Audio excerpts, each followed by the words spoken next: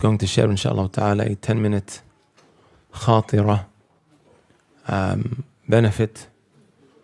After they asked me to give a little kalima before Maghrib prayer.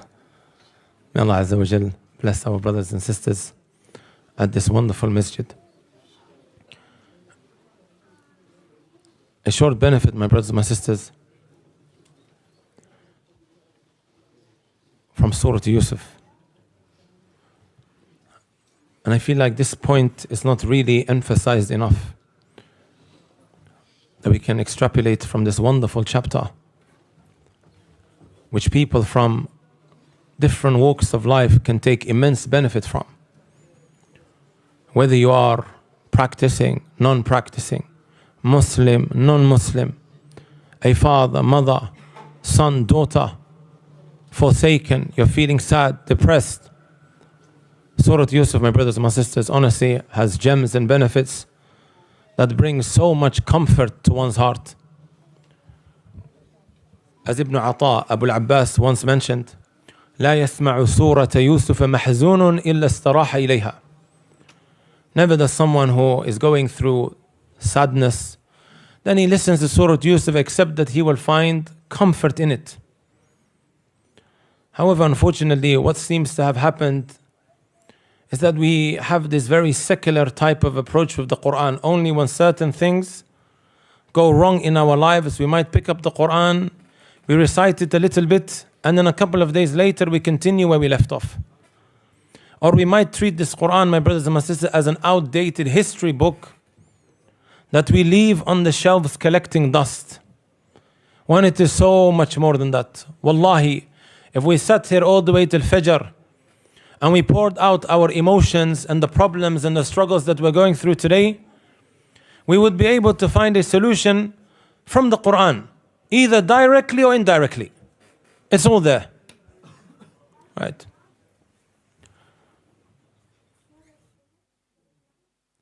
This one benefit, my brothers and my sisters, is from my favorite benefits from Surah Yusuf. We have some of the youngsters. Shh.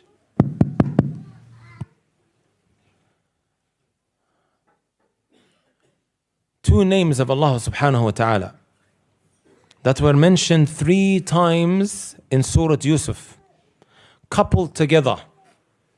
These 2 names are when Allah Azza wa Jal, He tells us, إِنَّهُ هُوَ الْعَلِيمُ الْحَكِيمُ, that Allah is Al-Alim, He's all-knowing and He's all-wise.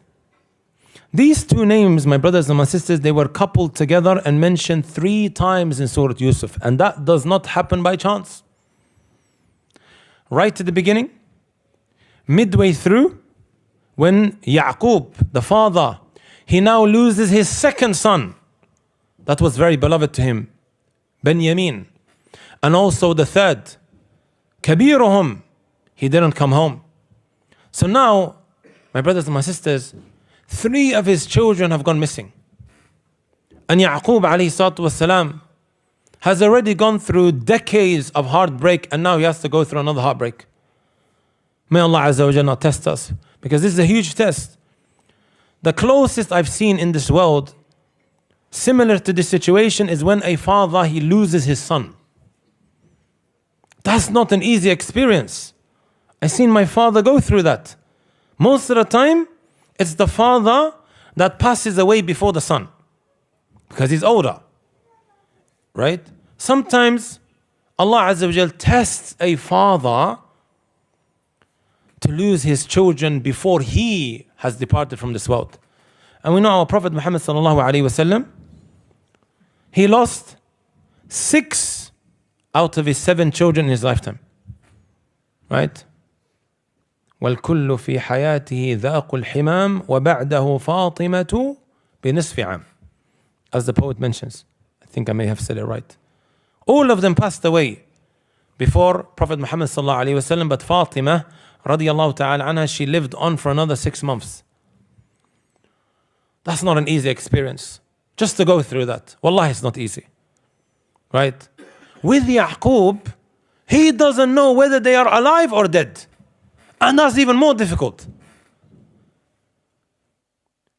Normally, when there is a murder case open, the parents that have lost a child or their child has been murdered, they desperately need some closure. You know the time when it's being investigated and they're looking into it, what's happened, what's not happened, trying to collect the facts. That period is very difficult, right? Because there's no closure. We don't know what's happening. How this case is going to conclude. I don't want to go into law, I'm not a lawyer. But you get the point.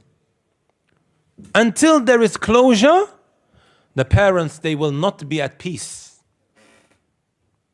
Yaqub alayhi salatu wasalam has no idea.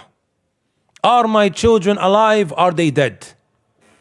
You know, the Mufassirun, they talk about from the beginning when he saw the dream, Yusuf alayhi salatu wasalam, the 11 stars, the sun and the moon all prostrating to him, and he went to his father. Right? This dream at the end of the chapter became a reality. وَرَفَعَ أَبُوَيْهِ عَلَى الْعَرْشِ وَخَرُّوا لَهُ سُجَّدًا.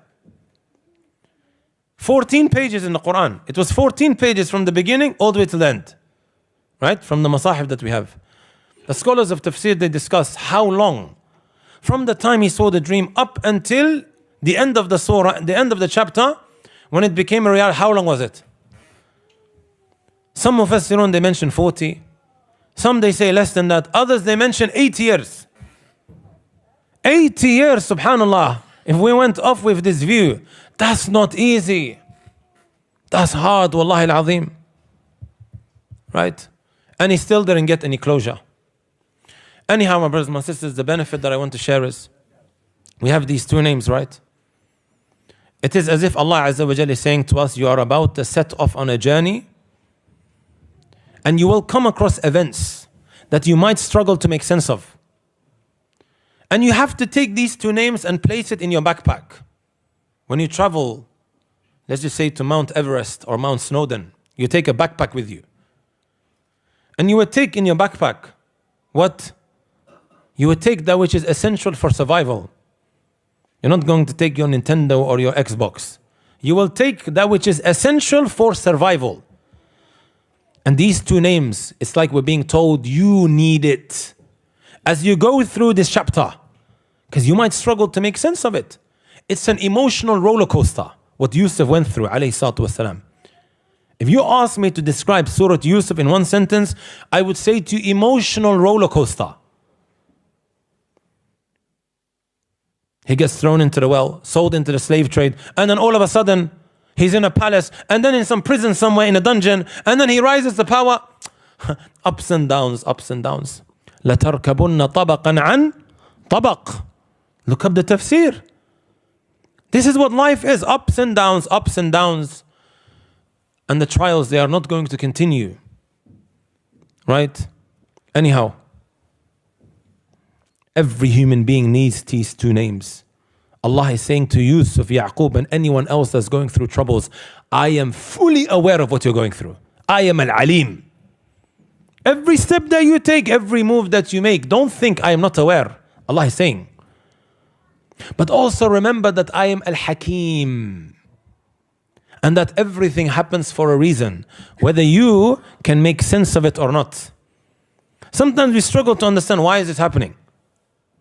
Years go past, and it makes sense later on. Oh, if that didn't happen, I wouldn't have this today.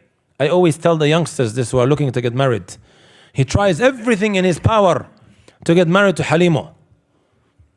He tries everything. Or Bushra, as the, right? Everything in his power to get married to her, it doesn't work. Years go past, Allah blesses him with someone else. Then he says, oh, if that didn't happen, I wouldn't have this today. Our intellects are limited. We're going to struggle to make sense of certain things. So that's why these two names you find mentioned 3 times. Even when you look at where Allah placed it. By the way, guys, this doesn't happen by chance.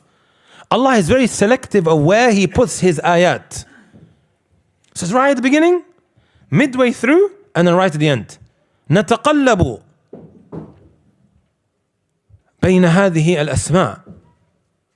Right? أو في هذه الأسماء. So subhanallah, here comes the point. When Yusuf alayhi salatu wasalam went missing, when they threw him in the well and the brothers, they came back, they told him that a wolf ate him, right? How did Yaqub respond? He said something about patience. Can anyone give it to me? إيش قال؟ فصبر جميل. And then what did he say? والله المستعان على ما تصفون. Pay attention to this wording. The aid of Allah is sought in that which you describe. He said فصبر جميل. First time, right? Later on, when Benjamin now went missing, the brothers, they came back to tell him, Benjamin and his older brother, they are still in Egypt. They came all the way back to Palestine. That's where they were living. Look what Yaqub said this time round. He also said فَصَبْرٌ جَمِيل. But this time he said, عَسَى اللَّهُ أَنْ يَأْتِيَنِي بِهِمْ جَمِيعًا إِنَّهُ هُوَ الْعَلِيمُ الْحَكِيمُ. He says the same thing he said before, but this time, after saying فَصَبْرٌ جَمِيل, beautiful patience, he says, perhaps now Allah will bring them all back to me. Allah is Al-Alim and He's Al-Hakim. If I ask you, which of the two situations shows more hope? First or the second? Second, right? Most people, when they go through some troubles, and that trouble now is continuing, or it becomes worse, how do most people react? They give up, خلاص يعني. Well, I was dealing with a brother the other day. He went from one corner of the world to the other for marriage. And this brother, mashallah, is a handsome brother. Right? He went and subhanallah, he got catfished. Right? And he said to me on the phone, Wallahi, khalas, I think it's written down for me to become like Al-Imam Al-Nawawi or Ibn Taymiyyah. Both of them, did they get married? He goes, khalas, I've tried too much. Too many times I've tried. I don't think I will get married. I said to him, Ya Shaykh, al-bala'u muwakkalun bil-mantiq. Be careful what you say with your tongue. It might end up becoming a reality, then you will have a problem. That's how we are as human beings. If you go through a difficulty, and that difficulty now intensifies, or it happens again, you'll be like, khalas, it's finished. I can't take this anymore. But Yaqub, he reacted differently. He has more hope now. What do the scholars say? And this is what I want to finish off with. That when you go through a hardship and a difficulty, and that difficulty now intensifies, hang in there. Hang in there.